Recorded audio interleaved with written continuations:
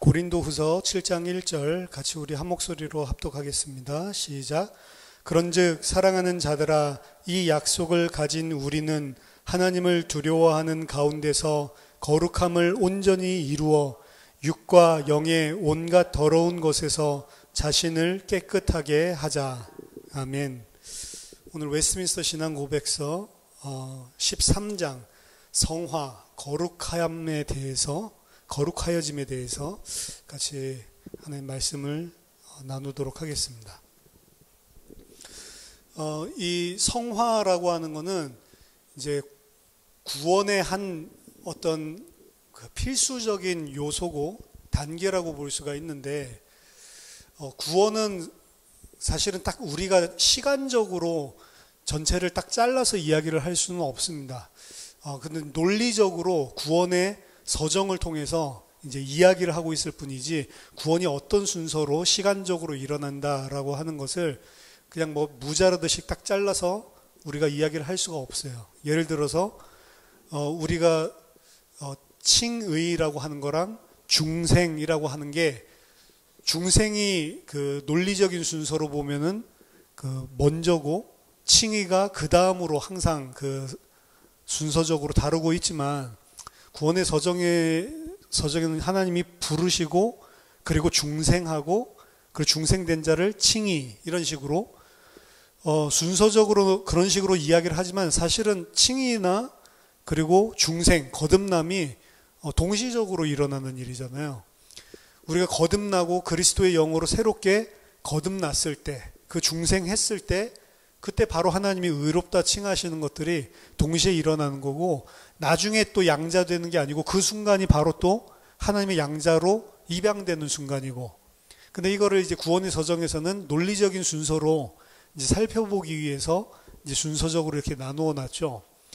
근데 지난주에 그 살펴본 것처럼 그 칭의, 하나님이 부르시고 의롭다 하고 그리고 양자 입양하시고, 그 이후에 일어나는 일이 성화라고 이야기를 하거든요. 근데 성화와 아까 전에 이야기했었던 것들은 시간적으로도 조금 차이가 있습니다. 하나님의 아들이 되는 순간부터 바로 일어나기 시작하면서 단회적으로 끝나는 게 아니고 계속해서 우리 안에 이루어져 나가는 게 이 성화, 거룩하게 되는 일이란 말이에요. 그래서 우리가 구원에 대해서 많이 이야기들 했는데, 구원은 당연히 단회적으로 받는 게 맞죠. 한 번 구원은 영원한 것이다. 그렇지만 구원에는 과거적인 의미, 현재적인 의미, 미래적인 의미, 구원이 예수 믿고 거듭나서 하나님의 백성이 하나님의 아들이 되는 것, 그거 자체가 구원이 아니고, 하나님의 아들이 됐으면 이제 하나님이 어디로 인도하시냐? 하나님의 아들답게 세우고 성장하도록 만드시죠. 그 과정 자체를 성화라고 하는 겁니다. 그래서 우리가 예수 믿고 거듭났다, 보통 이제 이런 식으로 이야기를 하는데, 사실 거듭났기 때문에 예수를 믿은 거죠. 예수 믿고 거듭났다라고 이야기를 하는데, 내가 언제부터 예수를 믿었어? 그 시점이 과거에 영원한 하나님의 백성으로서 구원을 받는 과거적인 구원이라고 한다면, 구원은 거기서 끝나는 게 아니고 우리 이제 그 순간부터 일평생, 우리가 죽기까지 혹은 뭐 주님이 재림할 때까지 우리 일평생을 두고 하나님이 우리를 성화, 거룩한 하나님의 백성이 되도록 만들어가는 과정들이 있는 겁니다. 그게 이제 현재적인 거예요. 우리가 이 땅에 살고 있는 그 순간들을 통해서 하나님은 뭘 하고 계시냐? 우리를 거룩한 하나님의 아들로, 하나님의 백성들로 만들어가는 성화의 작업을 하고 있는 것입니다. 그리고 그 성화가 우리가 이 땅에 사는 동안 죽을 때까지 혹은 주님 재림하실 때까지는 완성이 안 되죠. 이 땅에서의 성화는 완성이 안 되고, 미래적인, 우리가 최종적으로 주님 앞에 섰을 때, 그때 우리가 온전히 거룩해집니다.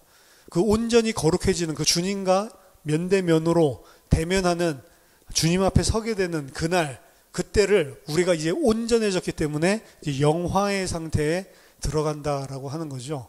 그래서 우리가 이 땅에서 지금 하고 있는 것들은 하나님이 우리를 거룩하게 만들어가고 있는 과정들 속에 있습니다. 왜냐하면 우리가 구원을 받았을 때 이미 칭의, 의롭다라고 하셨지만 우리 의인이 됐죠. 그렇지만 여전히 우리는 죄인이기 때문에 그래요.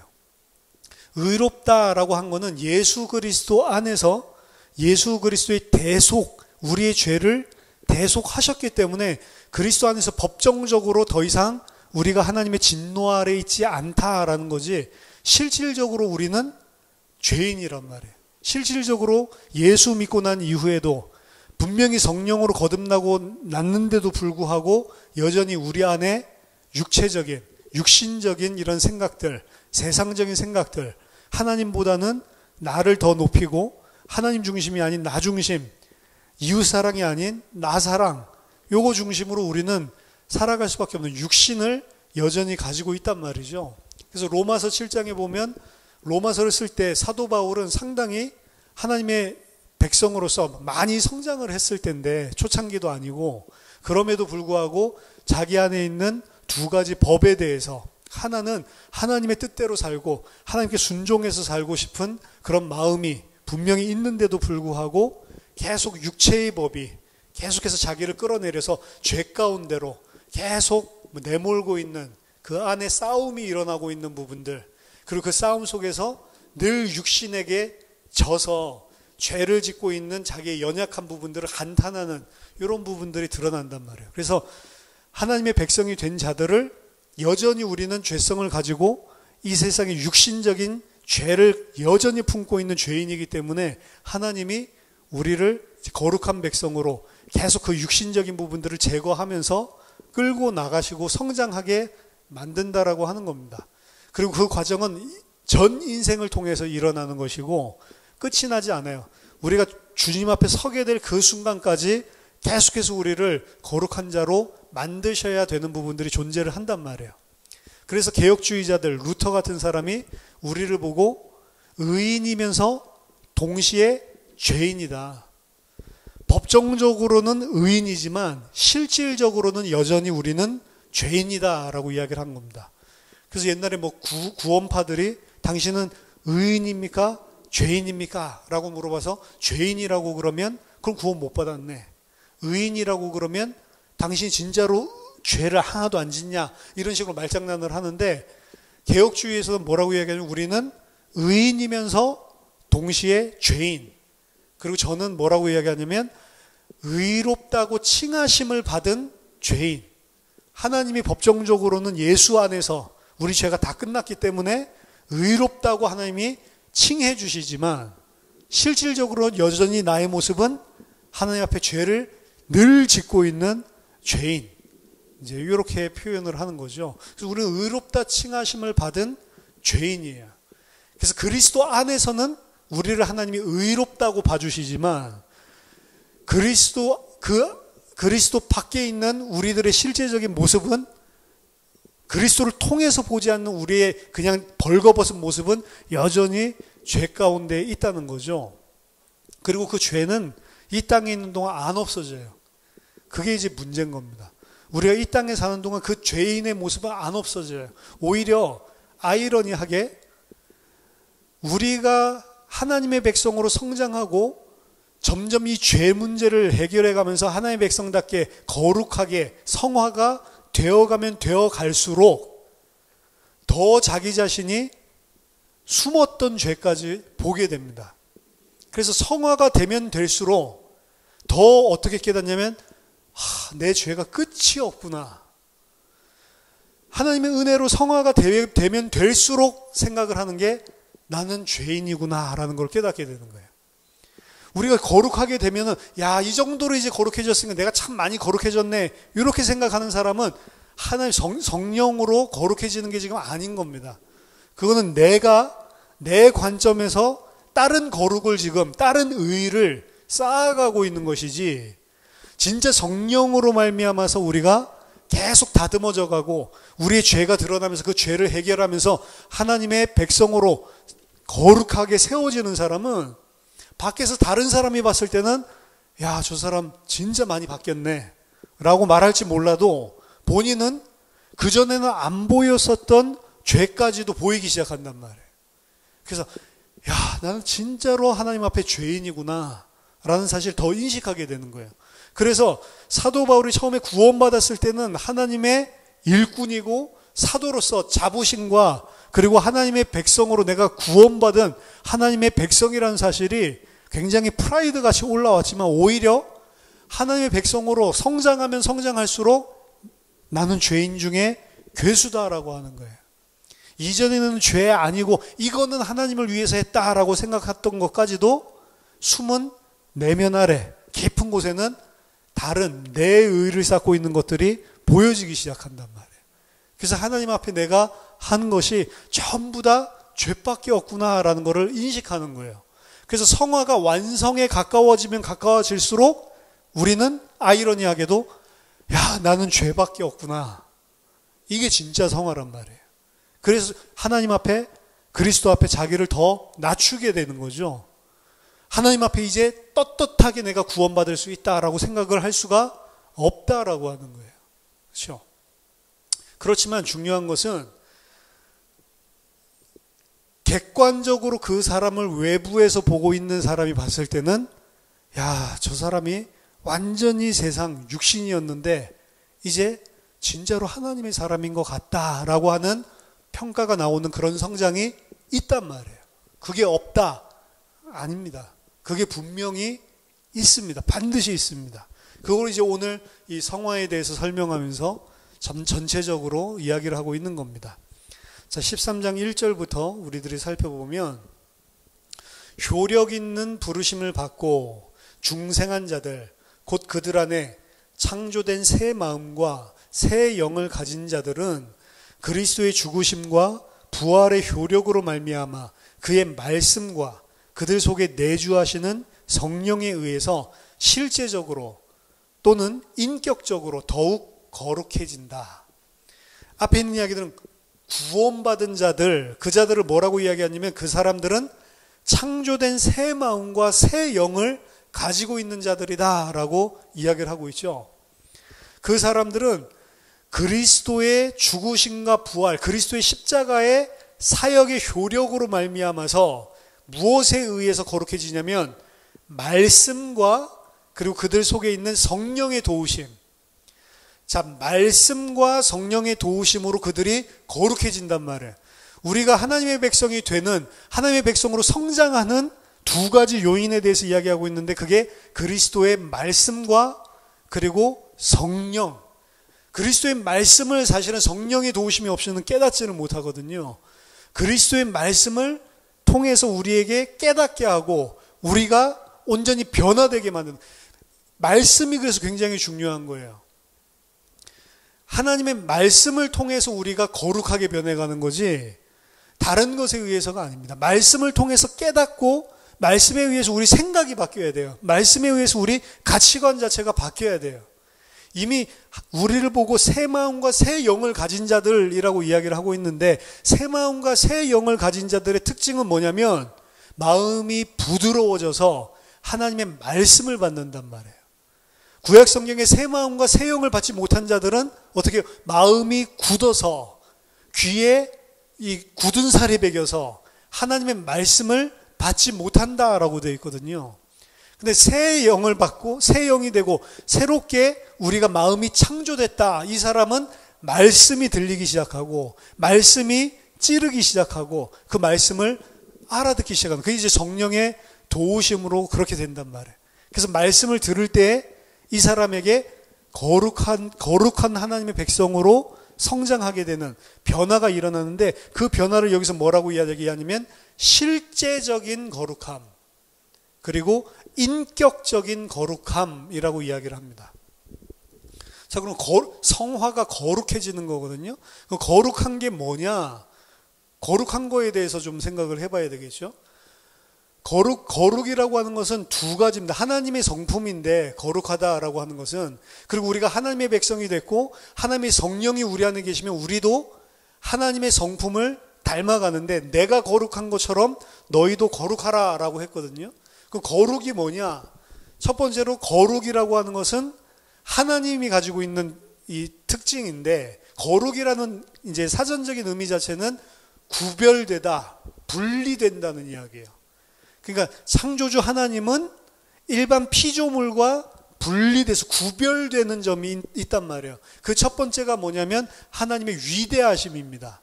창조주의 능력, 절대적인 능력, 위대하심, 크심. 그래서 이 거룩하심은 그래서 피조물과 공유를 할 수가 없는 거예요. 하나님만 가지고 있는 특징입니다.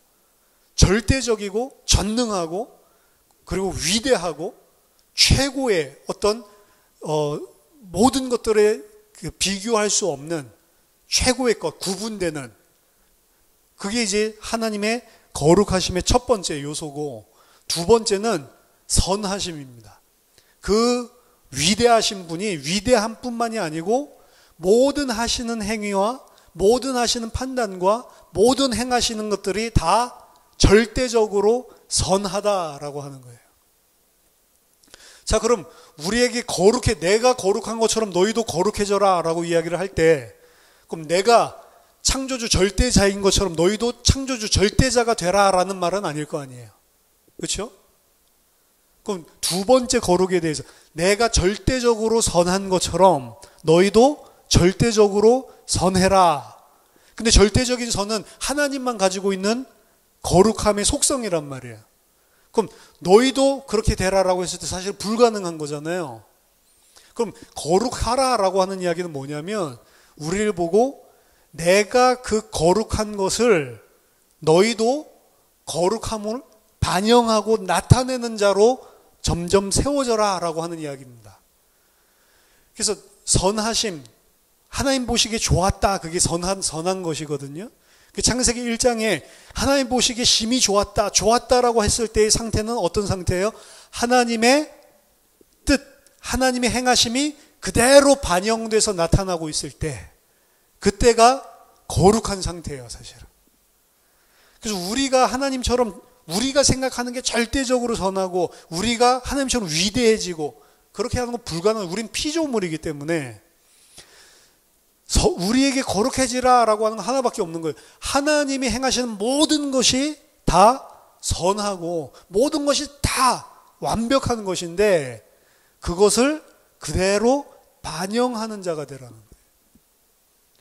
그래서 하나님의 창조 질서대로 모든 것들이 다 운행되고 있는 그 상태, 그게 하나님의 거룩을 나타나는 상태래요. 그게 하나님의 영광을 나타내는 상태고 그게 하나님의 거룩을 우리가 반영해서 나타내고 있는 그 상태란 말이에요. 근데 우리는 그게 지금 안 되는 거죠. 하나님이 이렇게 해놓으셔도 내가 기준에서 그게 안 좋은 것이고 내가 기준으로 그게 좋다 안 좋다를 계속 판단을 하고 하나님이 해주신 것에 순종을 못하는 존재잖아요. 근데 우리가 거룩해지면 거룩해질수록 어떻게 된다고요? 내 육신, 내 세상 기준, 이게 아니고 하나님이 행하시는 모든 것에 온전히 순종하고 감사할 수 있는 자로 바뀐단 말이에요. 그게 우리가 거룩해지는 과정이고 성화란 말이에요. 그래서 성화라고 하는 거는 그래서 우리가 거룩해지는 건데 어떤 행위가 거룩해질 수도 있겠죠. 뭐 욕하던 사람이 욕을 안 한다. 이것도 거룩한 거겠죠. 욕하지 않는다라고 하는 거는 남을 비난하지 않는 건데 그것 또한 본질적으로 본다면 내가 기준이 아니고 하나님이 다 기준으로 바뀌면 그런 일들이 나타날 수 있겠죠. 근데 욕하지 않는다고 해서 거룩한 건 아니란 말이에요. 이해가 되십니까? 성화, 거룩해지면 욕을 안 한다. 이거는 거룩해질 때 나타날 수 있는 현상은 맞는데 욕을 안 한다고 해서 거룩해진 건 아니란 말이에요. 그러니까 불교나 뭐 다른 돌을 닦는 사람도 그런 모습들을 충분히 나타낼 수 있죠. 욕도 안 하고 세상에 욕심도 안 부리고 근데 그걸 거룩하다라고 이야기는 안 한단 말이에요. 그거 거룩이 아니에요. 근데 우리가 잘못 깨달으면 성화 거룩을 그런 식으로 무슨 돛 닦는 것처럼 내가 인격을 갖다가 온전하게 만드는 거, 그걸 성화라고 착각을 한단 말이에요. 인격이 인격이 온전해지는 건 분명히 나타날 수 있습니다. 성화의 결과로. 근데 그렇게 했다고 해서 다 성화는 아니란 말이에요. 종교와 진짜 하나님이 거룩하게 하시는 거룩이 구별된단 말이에요. 따라서 진짜 거룩은 언제만 거룩이 되냐면 말씀과 성령의 역사로 내가 거기에 순종하는 자로서 나타내는 행위, 말씀과 성령의 도우심으로 말미암아 내가 온전히 하나님의 거룩함을 반영하고 있는 그 순종하고 있는 모습, 그게 거룩이지 그냥 그 모양만 따라 한다고 해서 거룩은 아니란 말이에요. 그건 내가 하고 있는 것이지. 하지만 성령이 우리에게 역사하시고 말씀으로 우리에게 말을 했을 때 우리가 거룩해지기 위해서 내가 이게 잘못됐구나, 이 부분 내가 갱신해야 되겠구나, 이건 하나님의 백성이 이렇게 사는 게 아니겠구나 라고 생각을 해서 내가 그렇게 살려고 하는 게 다 종교는 아니란 말이에요. 어떻게 역사하냐면 그게 딱 역사했어요. 말씀과 성령이 역사했을 때 어떤 마음이 생겨요? 우리 안에 실제적이고 인격적인 거룩함이라고 이야기를 하거든요. 여기서 그래서 인격적이란 건 뭐예요? 지, 정, 의란 말이에요. 이게 잘못된 것이었구나, 내 육신적으로 계속 그쪽이 너무 편하고 육신적으로 계속 내가 그렇게 하는 이게 죄였구나. 그럼 어떻게 해요? 의가 있으니까, 의지가 있으니까 이런 부분들은 내가 싸워서, 영적인 싸움이라고 흔히 이야기하는, 이건 내가 안 해야 되겠구나, 그런 모습이 나타나려고 할 때 하나님이 이거 아니라고 그랬지, 내가 왜 또 이러고 있지라고 의지적으로 싸우는 싸움이 일어나는 것, 그거 자체가 거룩함이란 말이에요. 그러니까 뭐가 아니냐면 하나님이 나에게 성령으로 말씀으로 역사하시면 이전에는 내가 억지로 그걸 참으려고 했는데 참는 게 아니고 참아지겠지. 너무 이상적이죠? 그거 아니란 말이에요. 우리를 중생하고 우리가 하나님 앞에 무릎 꿇고 회심해서 돌아오게 만들 때도 인격적으로 우리를 그렇게 하도록 설득시켜서 그 시간표가 오도록 하나님이 다 작업을 하시는 거예요. 그래서 뭐라고 항상 제가 이야기했어요. 내 입장에서 보면 내가 하나님 앞에 이게 진짜 잘못했습니다, 내가 결단하고 무릎 꿇고 하나님 앞에 울면서 하나님 저 어떻게 해요? 이렇게 한다고요. 내가. 근데 보면 왜 내가 그렇게 했어요? 하나님이 다 이런 과정들을 통해서 내가 인격적으로 그렇게 무릎 꿇을 수밖에 없게끔 하나님이 다 만들어줬죠. 그래서 기계가 아니고 프로그램 로봇이 아니고 내가 온전히 인격적으로 내 인격이 하나님 앞에 무릎 꿇었단 말이에요. 근데 그 인격이 내가 무릎 꿇은 게 내가 한 게 아니고 하나님의 은혜로 그렇게 됐구나, 이건 나중에 아는 거예요, 사실은. 마찬가지입니다. 거룩함도 말씀으로, 그리고 그 말씀이 우리에게 꽂히도록 성령이 역사했을 때 내 마음속에 부딪힘이 일어나죠. 죄와 육신 사이에서 이게 지금 하나님 말씀대로 내가 못 살고 있는 부분이구나.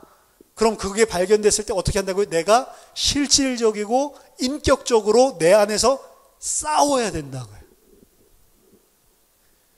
그 싸우는 게 종교가 아니라고요. 그 싸움을 통해서 우리가 하나님의 백성이 한 발자국 한 발자국, 한 걸음 한 걸음 성장을 하는 것입니다.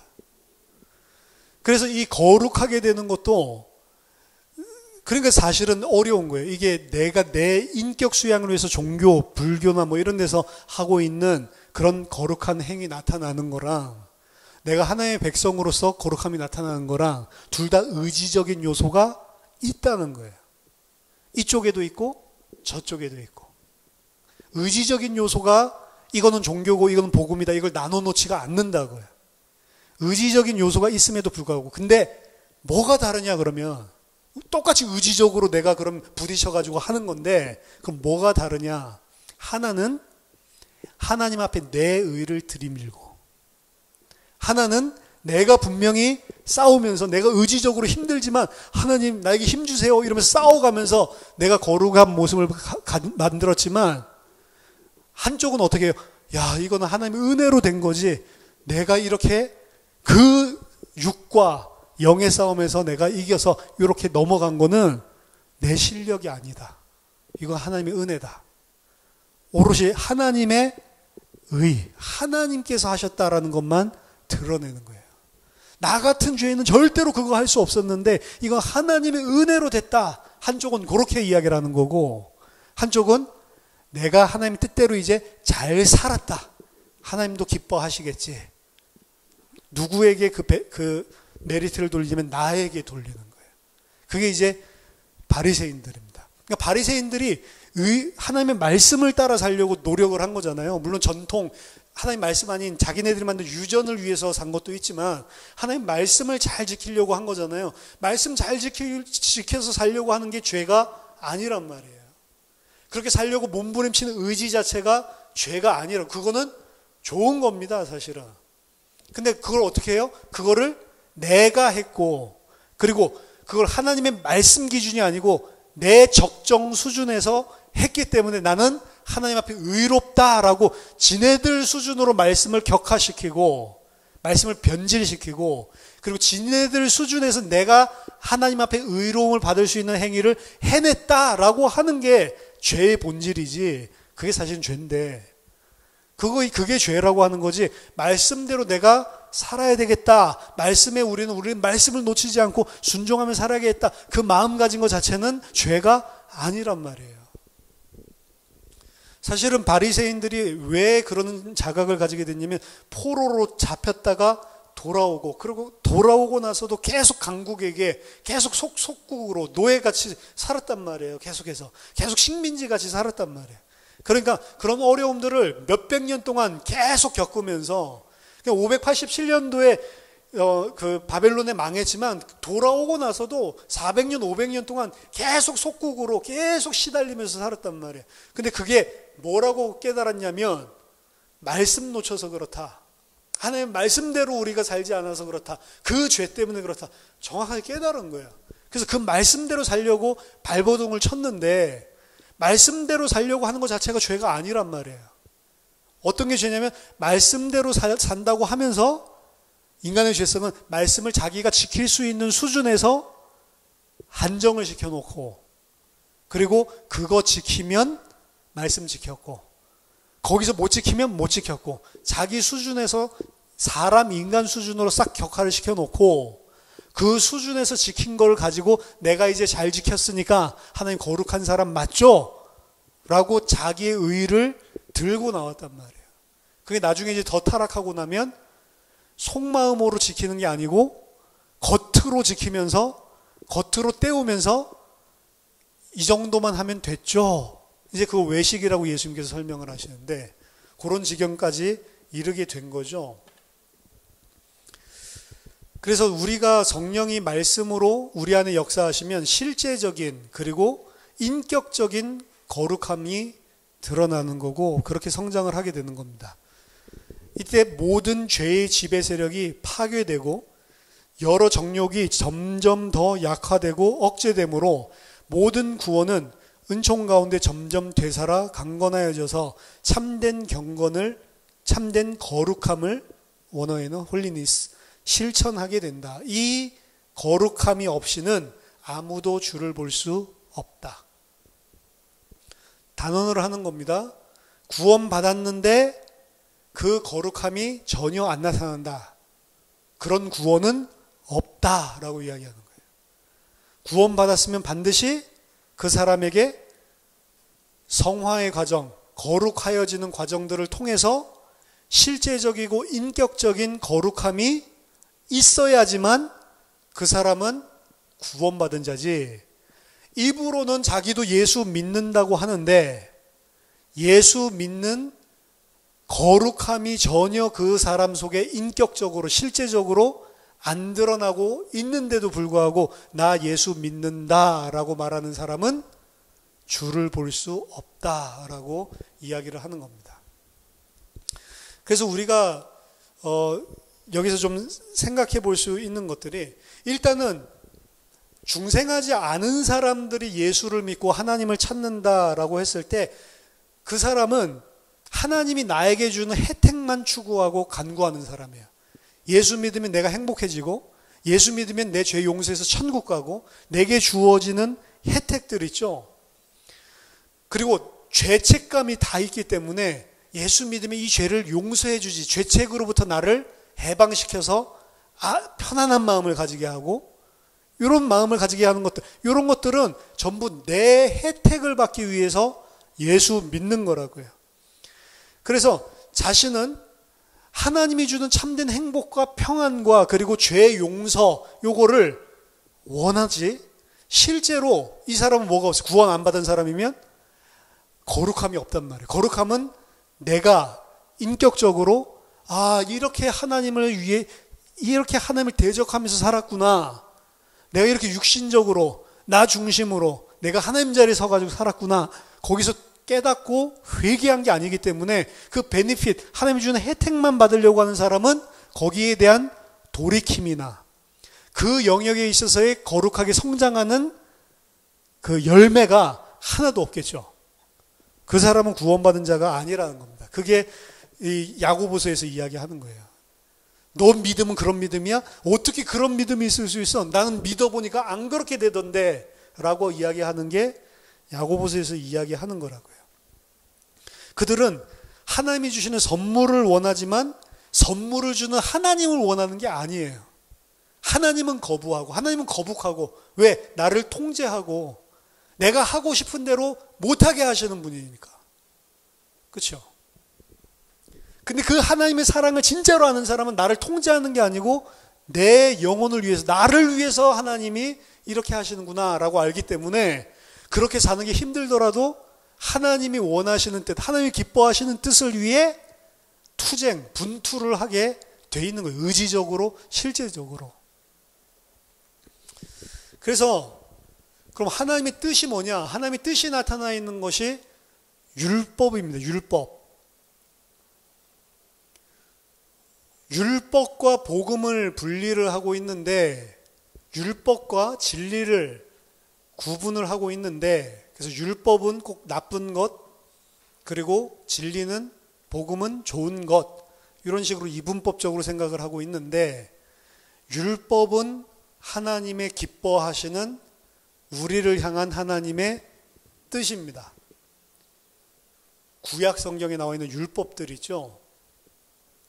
예수 그리스도께서 오시면서 율법을 다 성취하면서 폐지된 법들이 물론 있어요. 할례라든지 정결 의식이라든지 이런 거 다 제의식들이거든요. 뭐 음식 규정이라든지 이런 것들 있잖아요. 분명하게 명확하게 그리스도 안에서 성취되면서 다 이 구약에 있었던 것들이 소멸된 부분들이 있어요. 그런 것들은 이런 제례 의식이라든지 그리고 뭐 할례라든지 율법에 이야기하고 있는 어떤 의식적인 행위들 이런 것들이 전부 다 없어진 게 맞습니다. 근데 구약에서 율법의 진짜 중요한 의미는 그런 제의식들을 잘 지켜라라고 하는 게 아니고 그 안에 흔히 도덕법, 윤리법이라고 이야기하는 하나님이 마땅히 하나님의 백성으로서 이런 생각을 하고 이런 가치관을 가지고 살아야지라고 하는 부분들이 그 안에 다 녹아있는 부분들이 구약에 있습니다. 예를 들면 십계명 같은 거예요. 십계명은 폐지됐습니까? 폐지 안 됐다라고 이야기하죠. 십계명 폐지 안 됐다라고 하는 거는 그럼 십계명은 잘 지키고 다른 건 다 그게 아니고 십계명 안에 있는 하나님의 백성을 향해 원하시는 뜻 그 기본 원리가 안 없어졌다는 거예요.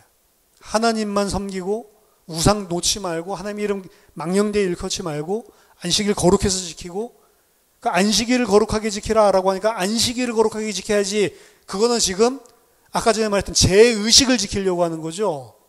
제의식은 없어졌지만 그 안에서 안식일을 지켜라 라고 이야기를 했을 때 하나님이 하루 7일 6일 동안 창조하시고 하루 쉬셨던 그리고 온전히 그 하나님 창조주만 의지하고 예배하는 날을 만들어 놨잖아요. 그런 기본적인 정신, 도덕적인, 윤리적인 에틱한 부분들이 안 없어졌단 말이에요. 그래서 주일을 더욱더 지키는 거예요. 맨날 주일이지만 특별히 주일날 공예배가 있는 것입니다. 그것도. 그리고 그의 부모 공경하라, 뭐 도둑질하지 마라, 살인하지 말라 이런 것들 다 있죠. 전부 다 살아있는 것들이라고요. 그 안에 있는 살아있는 것들은 뭐냐면 하나님을 사랑하고 내 이웃을 네 몸과 같이 사랑해라. 너 자신이 하나님의 자리에서 내려오고 그리고 그 하나님의 은혜와 사랑을 진짜 알고 그 하나님을 너가 사랑해야 되는 거고 그리고 네 이웃을 사랑해야 된다. 뭐라고 이야기하는. 그래서 한마디로 이야기하면 하나님 사랑, 이웃 사랑, 예수님이 그게 구약에 있는 율법의 총체적인 예수님이 한마디로 딱 정리해 놓으신 그런 대강령이라고 이야기를 하시잖아요. 그리고 예수님이 내가 계명을 주노니 사랑해라 라고 특별하게 이야기를 하고 너희들끼리 사랑해라. 그리고 하나님 사랑, 이웃 사랑 다 들어가요. 그리고 사랑이라는 거예요. 사랑.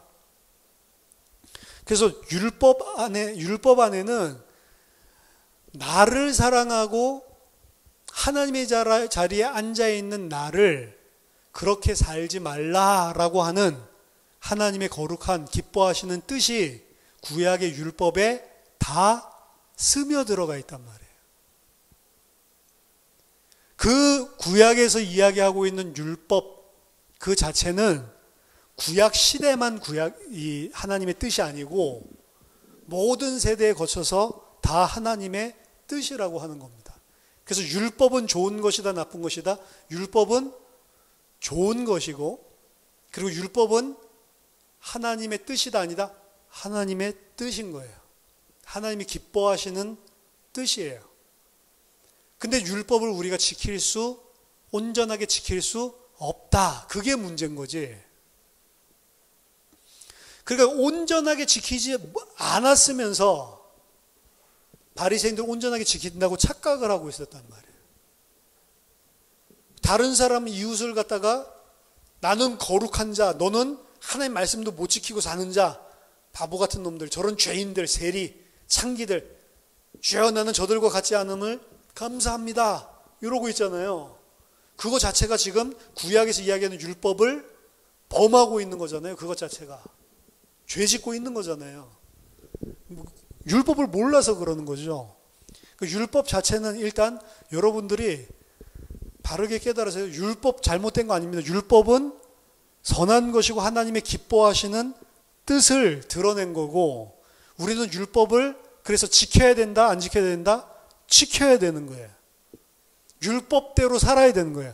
율법이라고 하니까 어감이 율법과 복음 이것 때문에 그렇지만 하나님이 기뻐하시는 뜻 이렇게 보면 맞아요. 율법은 뭐냐? 하나님이 그의 백성에게 이렇게 살라고 하나님이 이렇게 살아야 내가 기뻐한다라고 하는 것을 표지로 주신 거예요. 그게 율법입니다. 그래서 율법은 좋은 거고 율법대로 살아야 되는 거예요, 우리가.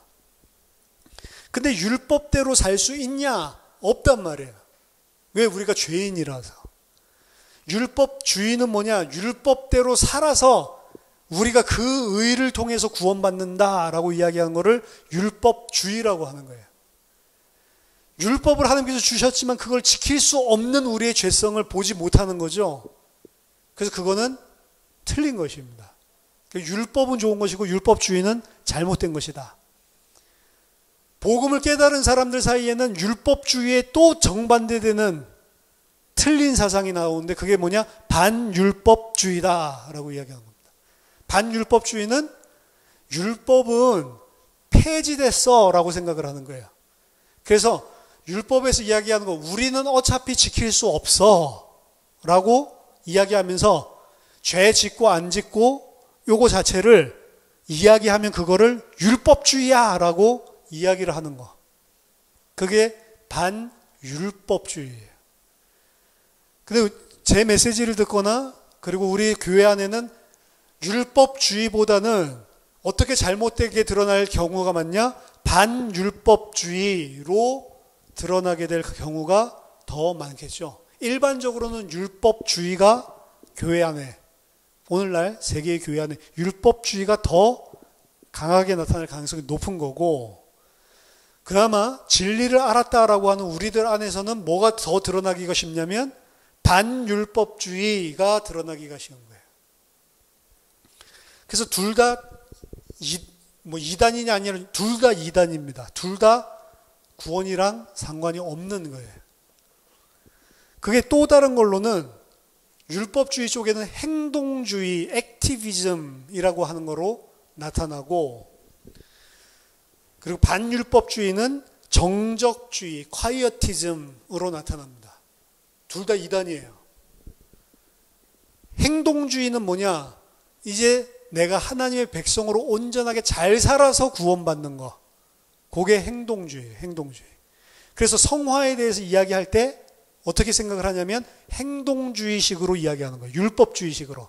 그래서 내가 거룩한 삶을 이제 잘 살면 구원에서 안 떨어져 나가는 거고. 그게 천주교식이잖아요. 그 은혜로 너희가 하나님의 백성이 되었지만 떨어지냐 안 떨어지냐 이제 남은 너의 삶의 행동에 따라서 달라진다. 그게 액티비즘, 행동주의, 율법주의란 말이에요. 종교. 우리가 흔히 이거 우리가 너무 잘 아는 거죠. 근데 반대로 반율법주의, 요거는 뭐냐면 콰이어티즘. 콰이어티즘 콰이어트가 조용하다는 거잖아요. 정적주의. 요것도 이단이다라고 R.C. 스프롤이 분명하게 찝어내고 있죠. 그럼 정적주의는 뭐냐? 정반대되는 율법주의나 행동주의에 정반대되는 이단이다라고 이야기를 하고 있는 겁니다. 정적주의의 신조가 뭐냐? 그냥 하나님이 다 하실 때까지 가만히 있으면 된다 라고 하는 거예요. 그 옛날에 어떻게 했어요? 막 복음 좀 알았다는 아이들은 공부해라 그러면 엄마 율법주의, 인본주의 쓰지 마세요. 내가 게임을 해도 이거 하나님이 다 주셔서 그런 마음으로 내가 하고 있는 거지. 하나님이 허락하시지 않으면 내가 게임 안 할 거 아니에요. 내가 공부해야 되는 사람이면 하나님이 내게 역사하셔서 어느 날 게임 때려치고 공부하게 하실 거 아니에요. 근데 하나님이 하실 일에 왜 엄마가 간섭해요? 인본주의, 율법주의. 그러네 어떻게 해야 돼요? 두들겨 패야 된다. 그렇죠? 그게 콰이어티즘, 정적주의. 내가 하는 게 그래서 하나도 없죠. 내가 의지적으로, 아까 전에 성화의 과정에서 우리 거룩함이 드러날 때 의지적으로 내가 싸우고, 내가 실제적으로 싸우면서 그거를 힘겹지만 성령과 말씀의 도움으로 하나하나씩 이뤄나가는 건데, 그거를 이제 율법주의, 종교주의라고 보니까 그러한 게 하나도 없겠죠. 나를 스스로 말씀 앞에 굴복시키고 죄와 분투하려는 영적인 싸움, 이런 권면들이 성경에 많이 나와 있는데 그런 것들은 이제 하나도 안 맞게 되겠죠. 다 재해석해가지고 이거 하나님이 해주신다는 말이야 이런 식으로만 다 돌리게 되겠죠. 근데 하나님은 우리를 인격으로 구원하셨고 인격을 가지고 하나님 앞에 돌아오게 하시고 인격적으로 설득해서 내가 스스로 하나님 앞에 분투하면서 거룩해지도록 만들지, 어느 날 갑자기 예를 들어서 계속해서 똑같은 죄를 짓는 죄의 영역이 있다고 생각해 보세요. 같은 죄를 계속 짓고 이거 죄라는 걸 아는데도 안 끊어져. 끊고 싶은데 하나님이 언젠가 끊을 힘을 주겠지. 육신이 연약해서. 이게 정적주의라고. 어떻게 해야 돼요? 안 하려고 의지적으로 싸워야 된다. 싸우고 그러시겠죠. 계속 지기도 하겠지. 계속 지기만 하다가 어느 때는 이기기도 하겠죠. 지는 게 많다가 이기는 게 많아지다. 이렇게 점점 성장을 한다. 의지적으로. 오늘 이야기하고 싶은 건 하나님이 역사하시는 데는 우리를 로봇으로 만드는 게 아니고 인격으로 한다니까. 성경의 저자들이 성경을 쓰게 할 때 로봇으로 만들어가지고 성령이 확 임하니까 막 이렇게 써가지고 무슨 이상한 신비주의 하는 사람들 영서 쓰듯이 쓴 게 아니고 이 사람이 깨달은 하나님, 이 사람이 깨달은 예수 그리스도의 은혜, 그걸 갖다가 내 실력으로 내 글씨 쓰는 문체, 내 글씨 쓰는 솜씨를 가지고 내가 저 사람에게 이걸 꼭 알리고 싶은 그 마음을 가지고 자기는 그냥 편지를 쓴 게 성경이잖아요, 사실은. 거기 자기의 의지와 지정의가 안 들어간 게 있어요. 다 들어가 있다니까. 하나님이 막 로봇처럼 끌고 다니면서 하는 게 하나도 없다니까요. 근데 뭐라고요? 모든 성경은 성령이 감동으로 성령이 쓰신 거다라고 이야기를 하잖아요. 성화의 과정도 똑같다고요. 성화의 과정.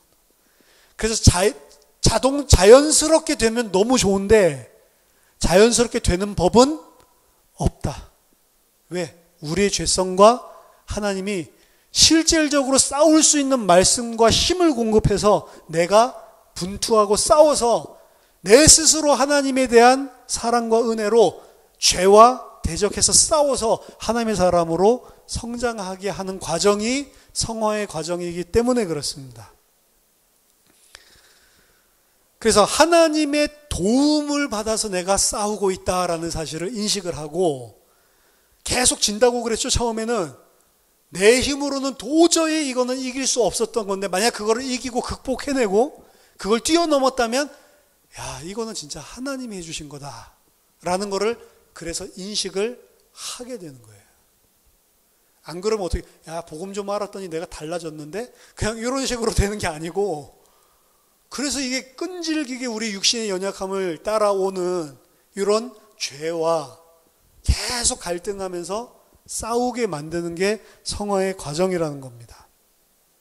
그래서 율법주의, 반율법주의, 액티비즘, 행동주의, 그리고 콰이어티즘, 정적주의. 이게 이제 이렇게 두 개로 나뉘어지게 되겠죠. 그래서 정적주의 같은 데 빠진 사람들은 진리, 복음을 안 답시고 구약의 율법들을 반율법주의로 바라보고 폐기를 해버리기 때문에 보통은 어떻게 하냐면 마태복음 23장 23절에 이거 R.C. 스프롤이 이야기한 겁니다. 예수님 말씀하시죠. 바리새인들을 꾸짖으면서 너희가 박하와 회향과 근체의 11조는 들이되 율법에 더 중한 바 정의와 긍휼과 믿음은 버렸다. 바리새인들 11조 잘하는데 진짜 그 안에 있는 하나님이 원하시는 정의와 긍휼, 믿음은 쳐버렸다라고 이야기를 하는 겁니다. 근데 진리를 안다고 하는 사람은 어떻게 해요? 진짜 율법에서 중요한 것은 정의와 그리고 믿음, 이게 중요한 거지. 정의와 긍휼과 믿음이 중요한 거지 11조 하는 것은 중요한 게 아니다. 나는 정의와 긍휼과 믿음이 있기 때문에 율법의 진짜 핵심을 알았고 이거 하라는 거지 11조들이란 말이 아니다 라고 하면서 그건 안 하죠. 무슨 소리인지 아시겠어요? 그래서 R.C. 스프롤이 이렇게 이야기했습니다. 반율법주의자들은 이 본문을 보고 나는 정의와 긍휼에 관심을 가지기 때문에 11조는 내가 걱정할 필요가 없다라고 말을 한다. 정적주의자들은. 반대로 바리새인들은 율법의 문자만 중요하게 여기기 때문에 율법의 정신을 무시하기 때문에 나는 내가 11조 했기 때문에 나는 할 거 다 했다 라고 생각한다는 거죠. 그 두 개가 다 이단이다 라고 이야기를 하는 거예요. 그죠? 이 성화라고 하는 부분이 우리가 좀 중요하게 이 부분을 반드시 인지를 하고 지나가야 되는 겁니다. 자, 13장 2절에 보면 이 성화는 전인격적으로, 여기서도 이야기하죠. 전인격적으로 이루어진다고. 전인격적으로 이루어지나 이 세상에서는 완전히 이루어지지는 않는다. 분명히 단언하고 있습니다. 사람의 모든 부분에 아직도 부패의 잔재가 남아있다. 그것으로부터 계속적이며 화해할 수 없는 싸움이 일어나서 육신의 소욕은 성령을 대항하고 성령은 육신에 대항하신다. 우리 안에 계속 싸움이 일어나는 게 끊이지 않는다는 거예요. 이 땅에서는, 이 세상에서는 이 싸움이 죽을 때까지 계속 된다는 것입니다.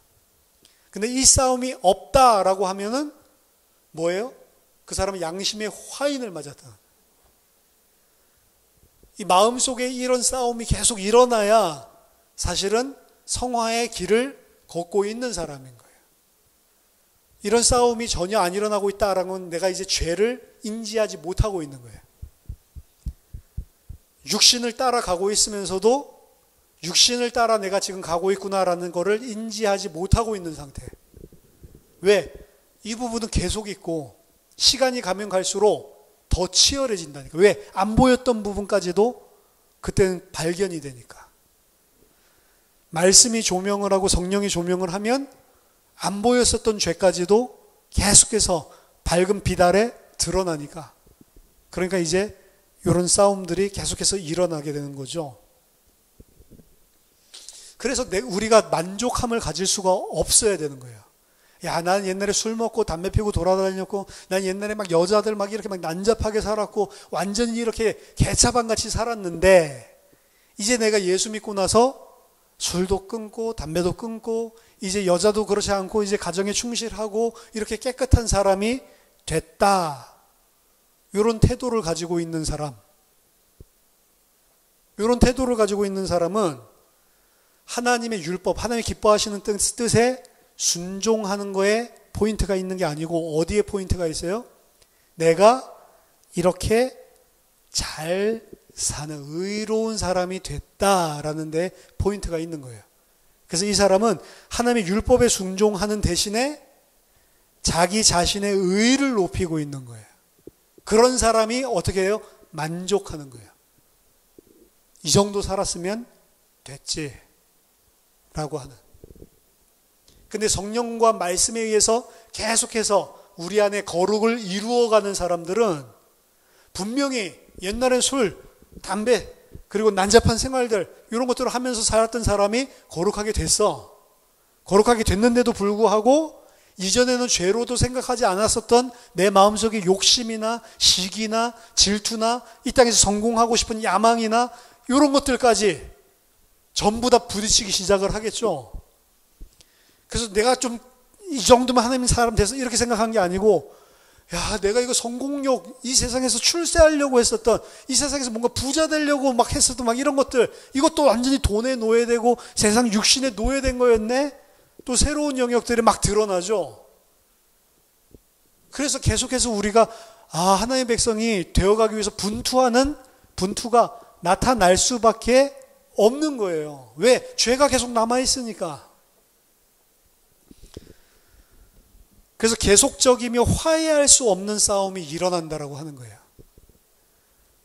자, 마지막 13장 3절에 이 싸움에 있어서 남아있는 부패한 부분이 일시적으로 우세한 것 같으나, 그죠? 사실은 이걸 많이 보죠. 누가 우세하냐면 남아있는 육신의 죄가 훨씬 더 강해요. 우리는 그렇게 사는데 길들여져 있고, 또 세상이, 우리가 살고 있는 세상에 모든 사람들이 그게 맞다라고 생각, 다 그렇게 살고 있기 때문에 우리도 동조돼서 그렇게 살고자, 그렇게 살면 안 되지만 어쩔 수 없어 라고 하면서 그쪽으로 가기가 쉬운 거죠. 부패한 부분이 일시적으로 우세한 것 같으나 거룩하게 하시는 그리스도의 영으로부터 끊임없이 힘을 공급받음으로 중생한 부분이 이기게 된다. 차츰차츰 이기게 되는 거예요. 온전히 다 이길 수는 없지만, 그러므로 성도들은 은혜 안에서 자라면서 하나님을 두려워함으로 거룩함을 온전히 이룬다. 따라서 진짜로 중생한 사람은 죄가 많은 곳에 하나님의 은혜가 드러난다라고 해서 죄 가운데 거할 수가 없는 것입니다. 계속해서 죄와 싸우면서 분투하면서 죄가 보이기 시작을 하고 죄가 분별이 되기 시작하고 그 안에 성령의 소욕과 육신의 소욕이 화해할 수 없는 부딪힘이 일어나기 시작하고 그 안에서 성령의 도움을 간구를 하고 말씀의 힘을 얻어서 계속 그것과 싸워서 계속 처음엔 지지만 하나하나씩 정복하고 이기는 모습이 모든 영역들을 다 그런 게 아니고 시간표에 따라서 하나하나씩 나타나기를 시작하는 거예요. 그걸 평생 우리 과정 속에. 그러한 거룩함을 이루어가는 과정이 하나도 없다. 그 사람은 하나님을 볼 수 없다라고 이야기를 하는 겁니다. 이게 성화에 대한 부분입니다. 그래서 그 과정들 자체는 우리의 의로는 되는 게 아니에요. 성화도 누가 이루어가냐면 성령과 말씀으로 하나님의 은혜로 이루어져 가는 거예요. 그래서 그 성화가 되어진 부분을 우리의 의로 하나님께 내세울 수 없는 것입니다. 그것을 근거로 상급을 요구할 수도 없는 거예요. 그것에 대해서 하나님께서 칭찬하실 때에도 부끄러워하는 것입니다. 거꾸로. 그것에 대해서 하나님께서 만약 상급을 주신다면 그 상급을 우리는 다 그리스도 앞에 던져놓는 거예요. 이건 내가 다 하나님의 은혜로 된 거잖아요. 진짜로 그게 인정이 되는 그 사람이 성화하고 있는 거예요. 그래서 똑같은 거룩한 모습을 겉으로는 가지고 있어도 성화의 결과로 그렇게 된 사람과 아니면 자기의 인격적인 도닦음으로 그렇게 되는 사람 다르다. 어디서 달라요? 하나는 자기의 의로 항상 챙기게 돼 있고 하나는 하나님의 은혜로 돌리고 부족한 부분들을 보면서 이래도 저는 여전히 이런 육신을 세상을 쫓아가는 죄인입니다. 계속 자기 자신을 한탄하고 오라 나는 공고한 자다. 그리스도 안에 있지 않으면 나는 안 되는구나 라고 생각하게 되겠죠. 이게 성화와 그리고 종교적인 거룩한 겉모습만 가지고 있는 자들의 차이점인 겁니다. 우리가 이 과정을 살고 있는 겁니다. 저와 여러분들이 하나님의 은혜로 온전히 거룩해져서 결국에 하나님의 뜻이 뭐냐면 에베소서 1장에 나타나 있죠. 예수 그리스도 안에서 창세전에 우리를 택하셔서 그 앞에 거룩하고 흠이 없도록 우리를 만들어가는 게 하나님의 창세전에 우리를 택하신 뜻이란 말이에요. 그래서 우리를 거룩하고 흠이 없는 자로 우리를 만들어가는 그 은혜가 계속해서 여러분들에게 있기를, 그리고 그 안에서 성령과 말씀의 도우심으로 분투하고 그리고 하나하나씩 계속 얻어맞다가 하나하나씩 반격을 가하고 승리하고 성장하는 그런 하나님의 백성 되기를 예수 이름으로 축원합니다. 하나님 아버지 은혜를 감사드립니다. 우리에게 성령으로 함께 하셔서 하나님 말씀을 알게 하시고 우리의 눈을 뜨게 하셔서 죄를 보게 하시고 하나님 우리에게 용기와 힘을 주셔서 죄와 더불어 싸우고 악을 선으로 싸워 이길 수 있는 하나님의 백성들이 다 될 수 있도록 거룩함을 온전히 이루어가는데 분투하고 온전히 하나님의 백성답게 살 수 있는 그런 은혜가 늘 넘치도록 우리에게 성령으로 인도하시고 함께하여 주시옵소서. 예수 그리스도 이름으로 기도하옵나이다. 아멘.